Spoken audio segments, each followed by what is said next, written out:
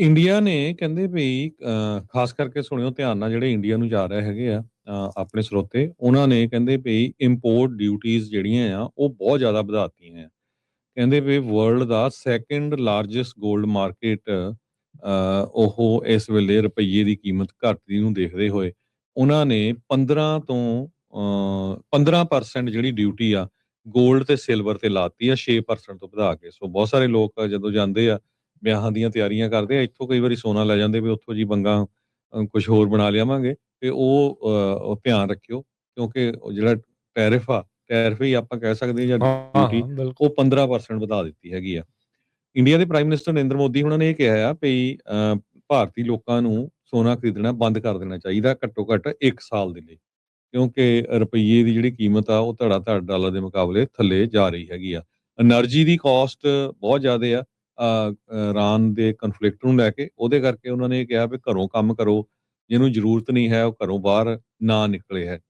ਤੇ ਕਹਿੰਦੇ ਵੀ ਗਵਰਨਮੈਂਟ ਨੇ 10% ਬੇਸਿਕ ਕਸਟਮ ਡਿਊਟੀ ਤੇ 5% ਟੈਕਸ 골ਡ ਤੇ ਸਿਲਵਰ ਦੇ ਉੱਤੇ ਜਾਰੀ ਕਰ ਦਿੱਤਾ ਆ। ਉਹ ਅੱਜ ਤੋਂ ਜਾਰੀ ਕਰ ਦਿੱਤਾ ਆ ਤੇ ਕਹਿੰਦੇ ਵੀ ਇਹ ਜਿਹੜਾ ਸਪੋਰਟ ਕਰੂਗਾ ਸਟਰੋਂਗ ਇਨਵੈਸਟਮੈਂਟ ਡਿਮਾਂਡ ਡਰਿੰਗ ਜਨਵਰੀ। ਇੰਡੀਆ ਦੀ 골ਡ ਡਿਮਾਂਡ ਜਿਹੜੀ ਆ ਡਬਲ ਹੋ ਗਈ ਸੀ ਪਿਛਲੇ ਸਾਲ ਤੇ ਕਹਿੰਦੇ 25 ਬਿਲੀਅਨ ਡਾਲਰ ਤੱਕ ਜਿਹੜੀ ਉਹ ਪਹੁੰਚ ਗਈ ਸੀ। ਸੋ ਇੰਡੀਆ 'ਚ ਹੁਣ 골ਡ ਦੀਆਂ ਕੀਮਤਾਂ ਤਾਂ ਬਹੁਤ ਜ਼ਿਆਦਾ ਹੈ ਇਸ ਟਾਈਮ ਦੇ ਉੱਤੇ। ਸੋ ਇਹ ਜਿਹੜੀ ਸਿਚੁਏਸ਼ਨ ਆ ਇੰਡੀਆ ਵਾਲਿਆਂ ਨੇ ਜਿਹੜੀ ਲਾ ਦਿੱਤੀ ਹੈਗੀ ਆ ਸੋ ਜਿਹੜਾ ਕਸਟਮ ਡਿਊਟੀ ਆ ਉਹ ਕਾਫੀ ਜ਼ਿਆਦਾ ਜਿਹੜੀ ਆ ਉਹ ਵਧਾ ਦਿੱਤੀ ਹੈਗੀ। जी। ਇੰਡੀਆ ਨੇ ਕਹਿੰਦੇ ਵੀ ਖਾਸ ਕਰਕੇ ਸੁਣਿਓ ਧਿਆਨ ਨਾਲ ਜਿਹੜੇ ਇੰਡੀਆ ਨੂੰ ਜਾ ਰਹੇ ਹੈਗੇ ਆ ਆਪਣੇ ਸਰੋਤੇ ਉਹਨਾਂ ਨੇ ਕਹਿੰਦੇ ਵੀ ਇੰਪੋਰਟ ਡਿਊਟੀਆਂ ਜਿਹੜੀਆਂ ਆ ਉਹ ਬਹੁਤ ਜ਼ਿਆਦਾ ਵਧਾਤੀਆਂ ਆ।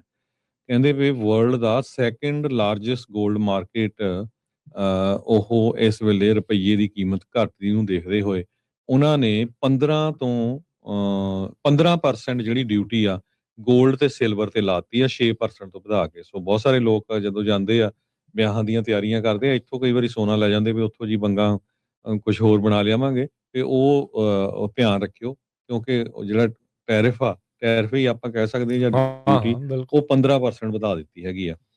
ਇੰਡੀਆ ਦੇ ਪ੍ਰਾਈਮ ਮਿਨਿਸਟਰ ਨਰਿੰਦਰ ਮੋਦੀ ਉਹਨਾਂ ਨੇ ਇਹ ਕਿਹਾ ਆ ਵੀ ਭਾਰਤੀ ਲੋਕਾਂ ਨੂੰ ਸੋਨਾ ਖਰੀਦਣਾ ਬੰਦ ਕਰ ਦੇਣਾ ਚਾਹੀਦਾ ਘੱਟੋ ਘੱਟ 1 ਸਾਲ ਦੇ ਲਈ ਕਿਉਂਕਿ ਰੁਪਈਏ ਦੀ ਜਿਹੜੀ ਕੀਮਤ ਆ ਉਹ ਧੜਾ ਧੜ ਡਾਲਰ ਦੇ ਮੁਕਾਬਲੇ ਥੱਲੇ ਜਾ ਰਹੀ ਹੈਗੀ ਆ।